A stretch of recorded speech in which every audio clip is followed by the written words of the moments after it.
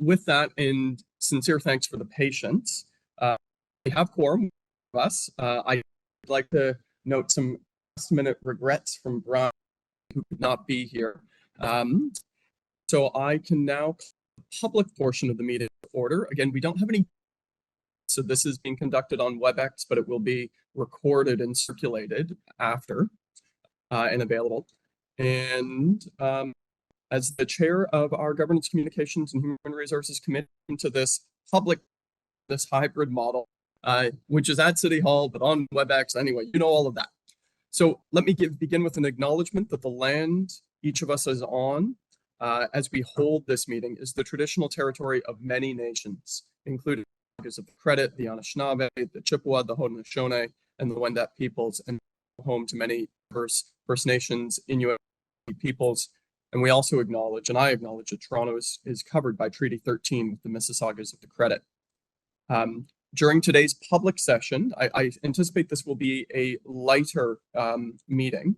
There is one report being brought forward for approval and 2 for information. We don't have any deputants registered today.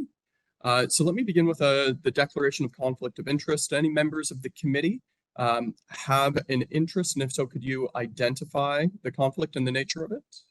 Looking around, seeing none, okay. So then let me see, are there any items on the public agenda that directors wish to hold? I'd just like to put myself down to hold item number 7, which is developing a strategic plan. I know there's a brief presentation.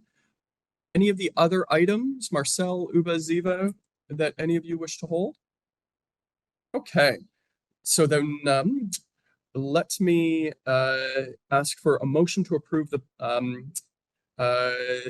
items that were not held.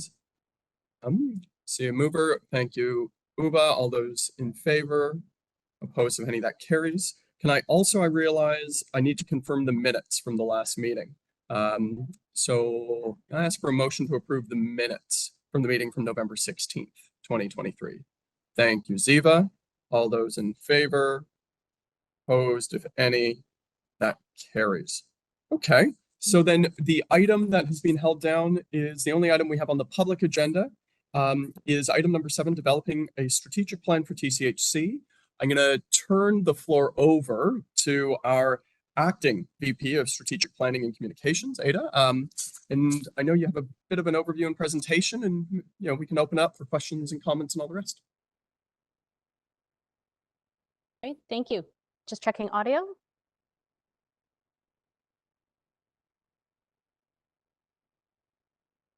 Just let me know when you see my screen.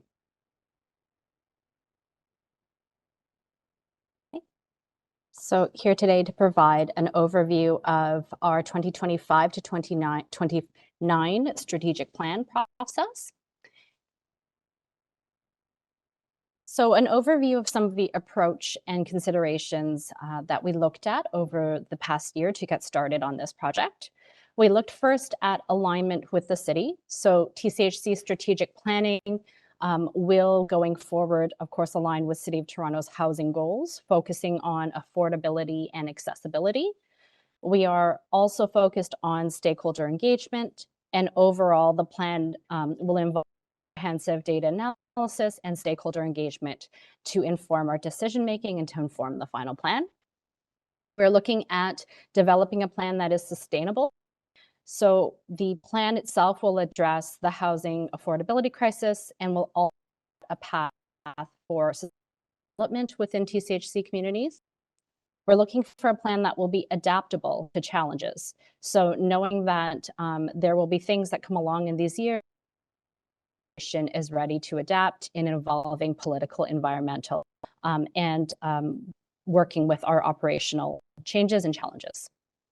We're, of course, for the arrival of a new president and CEO in the timing and the development of the plan overall. So the arrival of the new CEO will be considered in steering direction, and the timing into the presentation will account for this arrival and also the input. And then finally, TCHC and our role in Toronto, the plan will also consider this TCHC's position itself in Toronto's housing landscape. So looking to how we've started the process, continue the process so far. Our strategic planning timeline in phase 1 and phase 2 was really the background to prepare the organization and to prepare the teams for the current phase that we're in. So phase 1, we did some foundational work. This was in Q1 and Q2 of 2023. And this was a process where we gathered background information, we completed environmental scans, and we also launched a 2023 tenant engagement survey that would set us up with information and data that we could use to compare against our 2021 survey. Phase 2, we collation of themes and background, and here dug into the background material. This was in Q3 and Q4 of 2023. We completed some ELT interviews, surveys, and really refined the strategic methodologies and themes that we gathered out of the background material. We also, at this point, to the themes or the preliminary approaches with emerging and needs. The current we're in is the most critical. It's stakeholder engagement. And in the first 2 quarters of 2024, we're looking at developing and funding a stakeholder engagement plan that really adds to the comprehensive overview that the strategic plan needs to take. So we're looking here at identifying strategic initiatives based on stakeholder feedback and data analysis. And the results of the 2023 tenant engagement survey, we are expecting those in Q1 of this year. So that should add to the representation overall direction in terms of tenant service. We're looking to further at consultation with staff, with tenants, board, executive leadership, vendors, community partners, agencies. And in this framework, we're looking specifically at engagements locally with tenants to make sure their voices are represented. And then finally, into Q2, Q3, expect a draft of the strategic plan and forward to sharing a draft with the board sometime in Q3. A little bit more on the background work that was completed. So phase 2, the internal strategic planning team really looked at all the critical documents, the surveys, the stakeholder feedback. It's been several years since we've had an established plan, so the documentation was significant. Some of the sources of material, we did a series of ELT surveys. We looked at our 2021 survey data, which really serves to be baseline data at this point, because we'll have a 2023 set coming in shortly. We looked at our 2023 CEO priorities, shareholder direction, city accountability officer reports, TCHC risk assessments, past strategic plans, our financial strategy, and just a note on the financial strategy that it was prioritized to be completed prior to the strategic plan so it could inform that direction. And finally, Spin's report was part of the as well.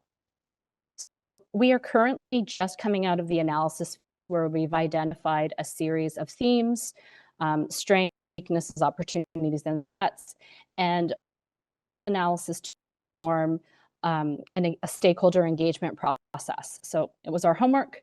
We are moving now into taking that feedback and taking that into a strategic framework for our design phase. So the 2025 budget cycle will be informed strategic plan. As we move into Q3, we anticipate a draft that will collate these phases. A final word on stakeholder engagement. So this is our plan going into the next quarter. These are the stakeholders we will be engaging, and we also have a strengthened tenant engagement framework where we will be going out into the communities as well as looking at our broad survey data results. And that concludes the presentation. So let's just question, feedback, or comments. I want to put myself on the list, but I don't want to jump the queue. If Uba, Ziva, or Marcel, if you had any questions or wanted to dive in. Yes, Uba. Great report and great presentation. So thank you so much, first of all. And in terms of communicating with tenants, are we social media, walking doors, town hall meetings? Like, what approach are we taking in terms of making sure that we are connecting with everyone and also providing multi-language, because a lot of people, English, including myself, is a second language. So how are we doing that? And what are we also doing a little bit better? We are more effective than the past strategic plans in terms of engagement.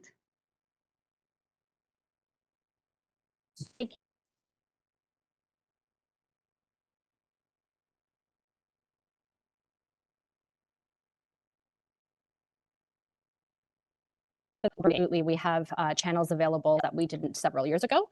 So social media, absolutely, website, and all the digital engagement will be critical. We are also to reach all of our tenants. We do need to be out in our communities to have in-building communications. We have also found that activating our teams in the buildings and our staffs in the community is critical for engagement. In terms of engagement points, we will have a series of in-person events that we'll be able to gather feedback directly live. And we've also used the tenant survey, which has a significant response rate to reach the wider tenant group on a broad series of issues. So those two data points will be important, reaching those who are comfortable filling out forms online, filling out and sending them back in. And we're also reaching communities who might be more comfortable sharing feedback in person.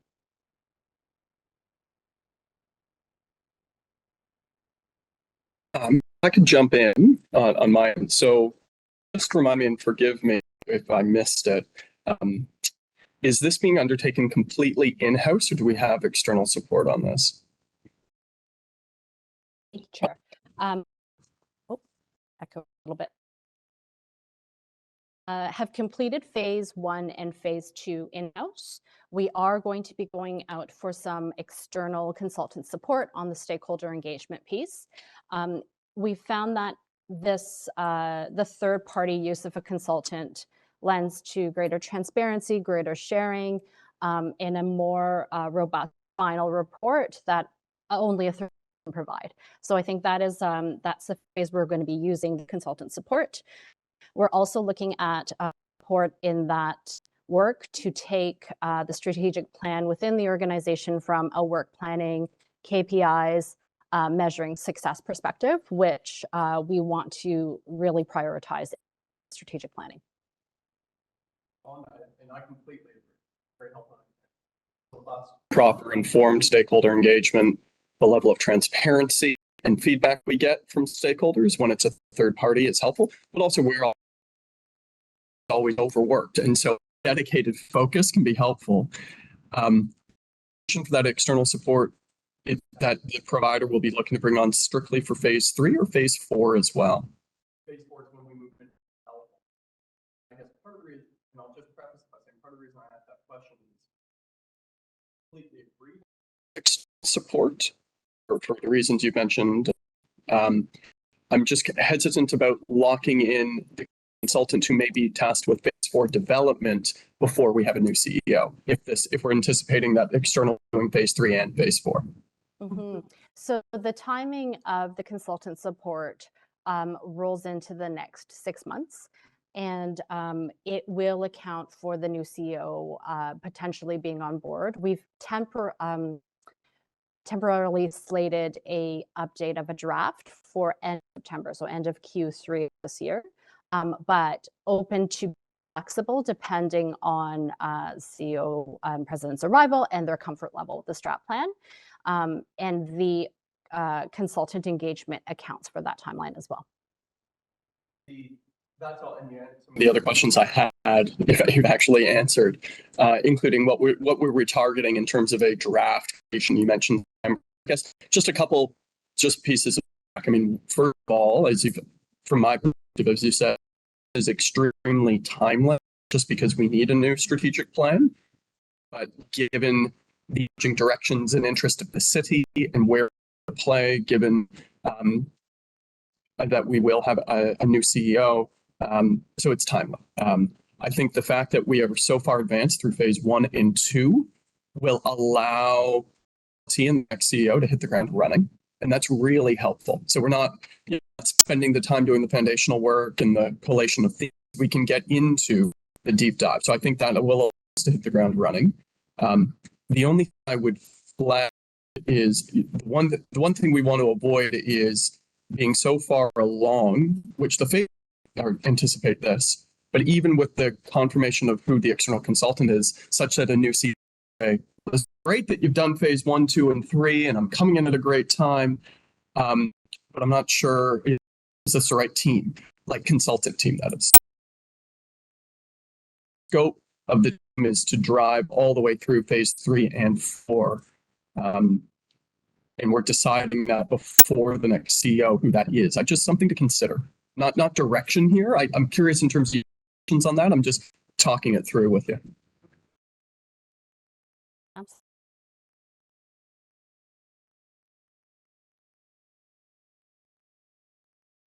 Consultant. So I anticipate that there is still time before that consultant is selected. And we will take into the account that stakeholder engagement phase shouldn't be too far along that it cannot be affected by a new CEO's direction. Yeah.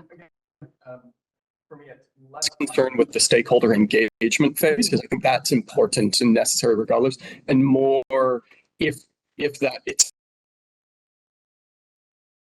phase, because that's where we all get our hands dirty. Really, we all really dive in, and that's where we're gonna have phase 1, 2, and 3 is creating the conditions for us to do our hard work collectively as a board and as your team. And I think I just want to avoid being tied into a partner and provider who's helping us lead that work in phase 4 before we have the next CEO on board. It's the only thing I'd flag. So 1, 3 is clear. Phase 4. The only other piece I flag and that surprise you is I think aspirationally we absolutely should be targeting phase 4 completion by the end of 2024. Given where we're at in the timelines and a new CEO, I wouldn't be surprised if it's Q3 or Q4, not Q2 or Q3. That's probably more realistic. But other than that, as I say, listen, I think all of these comments, take them as how do we continue to advance this in a way that is as strong as it is now, because we need to hit the ground running, and having phase 1, 2, and 3 nearly complete is what will allow us to. So keep it up.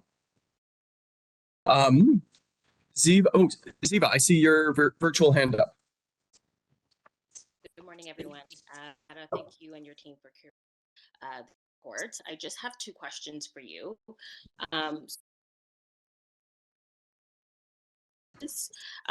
In phase 1 and 2, there was a lot of surveys given out to not but ELTs, and staff. What are the response rates like? So we sent them out. Do you have a percentage of how many people responded successfully to those surveys? Thank you. The feedback, the early feedback on the survey, the 2023 tenant survey, is that as it should meet the response rate that we received in 2020, very high.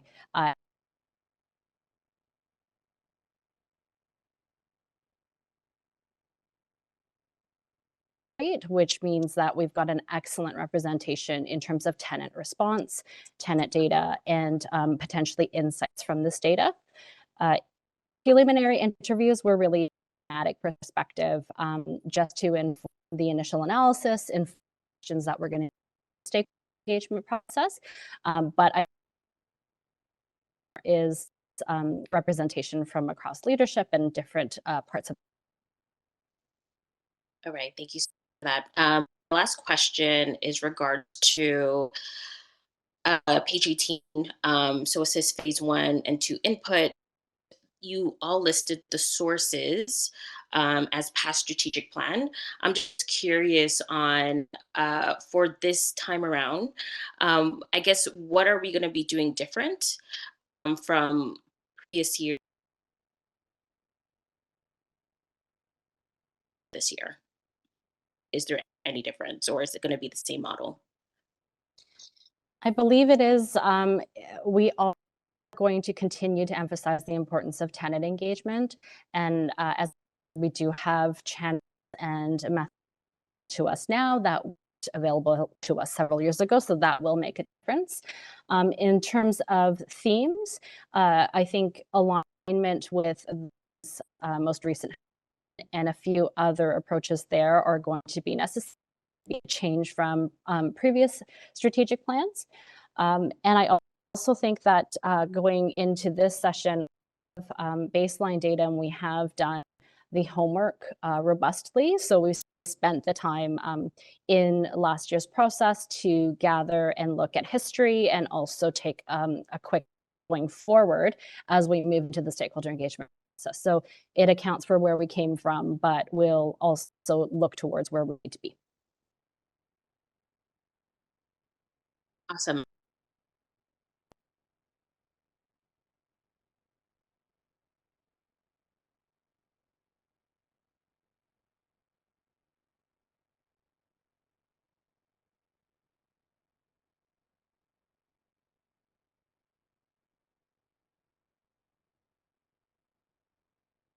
I do have to say that you all are on mute, so we're not privy to the conversation.